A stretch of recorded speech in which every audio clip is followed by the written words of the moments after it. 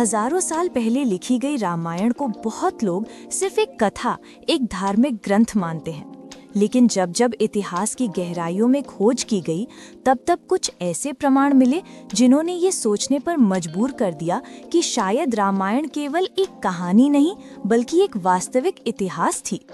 पुराणों में वर्णित वो घटनाएं, वो नगर, वो पुल आज भी अपनी उपस्थिति दर्ज कराते हैं, जैसे वो समय अब भी कहीं ठहरा हुआ हो।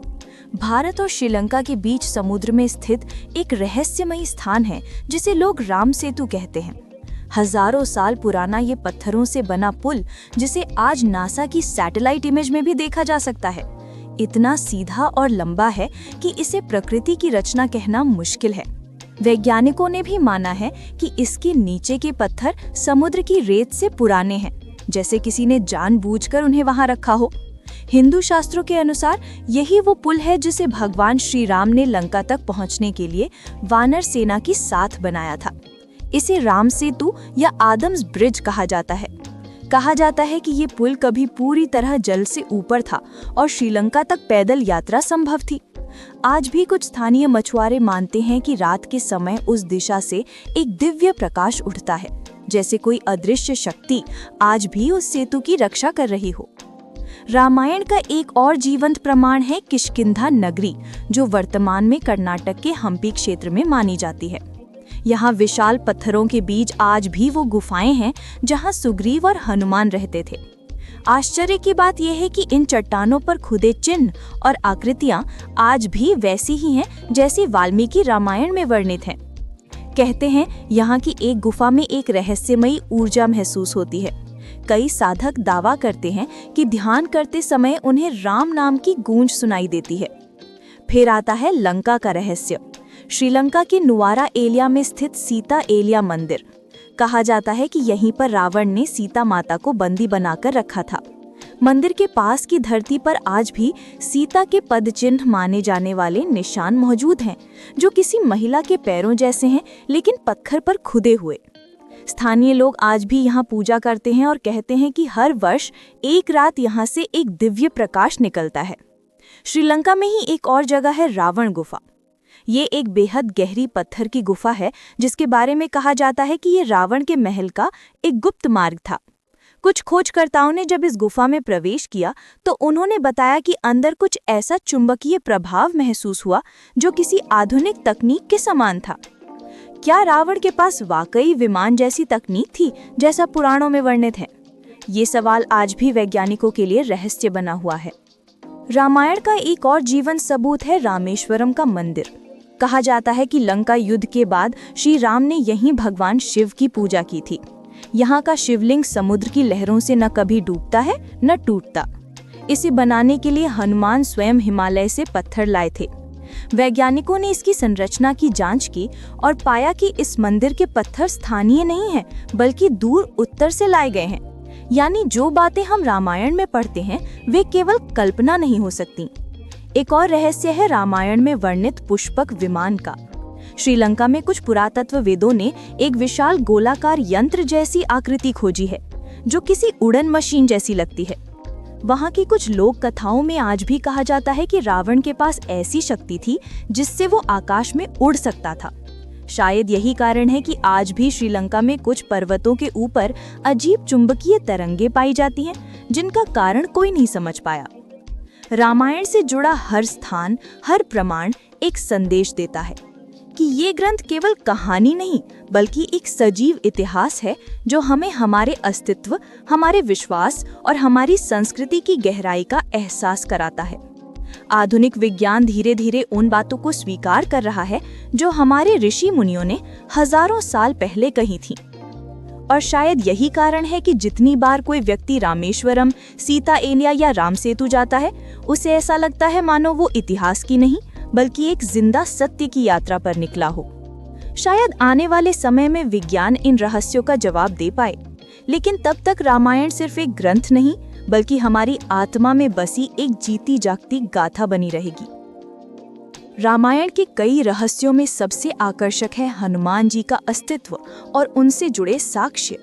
दक्षिण भारत के कई हिस्सों में ऐसी जगहें हैं जहां लोग दावा करते हैं कि आज भी हनुमान जी के पदचिन्ह मौजूद हैं। अंजनाद्रि पर्वत यानी कर्नाटक में, जिसे हनुमान जी की जन्मभूमि माना जाता है, वहाँ की मिट्टी में अब भी एक अजीब सुगंध रहती है, जैसे कोई दिव्य शक्ति वहाँ निवास कर रही हो। वैज्ञानिकों ने भी पाया कि इस क्षेत्र में मिट्टी में कुछ दुर्लभ खनिज हैं जो सामान्य भूमि से बिल्कुल अलग हैं। कहते हैं कि जब हनुमान जी ने समुद्र पार किया था तो जिस रास्ते से वो गुजरे थे, वहाँ के द्वीपों का भू आकार आज भी वैसा ही है जैसा रामायण में वर्णित है। श्रीलंका तक जाने वाले उस मार्ग के कई हिस्से आज भी हनुमान द्वीप या हनुमान गढ़ के नाम से जाने जाते हैं। श्रीलंका में ट्रिंकोमाली नामक स्थान पर एक विशाल पत्थर है जहां कहा जाता है कि हनुमान जी ने पहली बार उतरे थे। उस पत्थर पर जले हुए निशान हैं जिन्हें लोग उनके पैरों के जलने के चिन्ह मानते हैं, जब उन्होंने लंका जलाने के लिए अपनी पूंछ में आग लगाई थी। अब सबसे रोचक प्रमाण आता है अशोक वाटिका का, जहां सीता माता को रखा गया था। श्रीलंका के नुआरा एरिया में स्थित ये स्थान आज भी सीता अमन मंदिर के पास देखा जा सकता है। वहाँ कुछ पेड़ ऐसे हैं जिनकी प्रजाति दुनिया में कहीं और नहीं पाई जाती। स्थानीय वैज्ञानिकों ने भी माना कि इन पेड़ों की उम्र हजारों साल पुरानी है। कई लोग दावा करते हैं कि यहाँ रात में एक हल्की रोशनी फैलती है और हवा में राम नाम की गूंज महसूस होती है। क्या ये वही स्थान है जहाँ सीता माता ने राम का नाम लेकर धरती से प्रार्थना की थी? और अब बात करते हैं रावण की। श्रीलंका के कुछ रहस्यमयी पर्वत जैसे एला रॉक और रावण फॉल्स के नीचे गुफाएं हैं जिन्हें रावण की प्रयोगशालाएं कहा जाता है। कुछ पुरातत्वविदों ने यहाँ अजीब संरचनाएं पाई हैं, दीवारों पर ऐसे निशान जो किसी मशीन के हिस्से जैसे लगते हैं। लोक कथाओं में कहा जाता है कि रावण एक महान वैज्ञानिक और विमान शास्त्र का ज्ञाता था। एक जगह रावंस केव में जब शोधकर्ताओं ने मापन किया तो वहां एक तीव्र चुंबकीय क्षेत्र मिला, जैसे कोई पुरानी मशीन आज भी ऊर्जा पैदा कर रही हो। क्या ये किसी खोई हुई तकनीक का हिस्सा था? पुष्पक विमान यानी वो उड़न यान जिस पर रावण ने सीता माता का अपहरण किया था, केवल कल्पना नहीं बल्कि शायद उस समय के विज्ञान की चरम सीमा थी। भारत में कई प्राचीन ग्रंथों में भी विमान शास्त्र का वर्णन मिलता है, जिसमें उड़ान, ईंधन और यांत्रिकी के सिद्धांत इतने सटीक हैं कि आधुनिक विज्ञान भी हैरान रह जाए। संस्कृत ग्रंथ विमानिक शास्त्र में ऐसे 100 से अधिक प्रकार के विमानों का वर्णन है और उनमें से एक का नाम है पुष्पक विमान। क्या ये मात्र संयोग है? रावण का एक और रहस्य है रावण की समाधि। श्रीलंका के रावण एला केव के पास एक पहाड़ी क्षेत्र में लोग मानते हैं कि वहां आज भी रावण का शरीर समाधि अवस्था में विद्यमान है।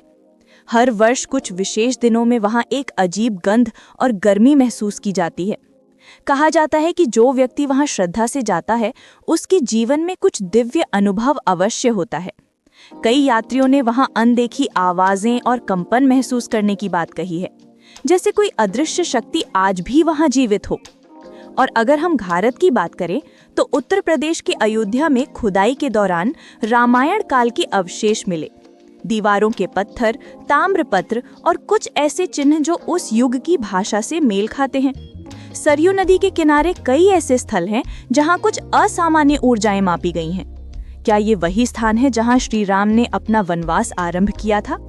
वैज्ञानिकों ने पाया कि यहाँ के पत्थरों में रेडियो एक्टिव तत्वों की मात्रा आसपास की भूमि से कई गुना अधिक है। ये संकेत करता है कि ये भूमि किसी दिव्य घटना की साक्षी रही है। और अब सबसे बड़ा प्रश्न, आखिर इतने सारे प्रमाण, इतने सारे साक्ष्य आखिर एक ही कहानी की ओर क्यों इशारा करते हैं? क्या ये सब संयोग है या इतिहास का सच जो हजारों साल से हमें पुकार रहा है? रामायण केवल आस्था नहीं बल्कि सभ्यता का वो अध्याय है जो हमें बताता है कि सत्य, धर्म और न्याय कभी नष्ट नहीं होते। चाहे हजारों साल बीत जाएं, लेकिन उनका प्रभाव आज भी इस धरती पर जीवित है। जब आप अगली बार रामेश्वरम के मंदिर में जाएं या समुद्र की लहरों के बीच राम सेतु को देखें तो याद रखिए वो सिर्फ पत्थर नहीं बल्कि हमारी संस्कृति, हमारी पहचान और उस इतिहास का जिंदा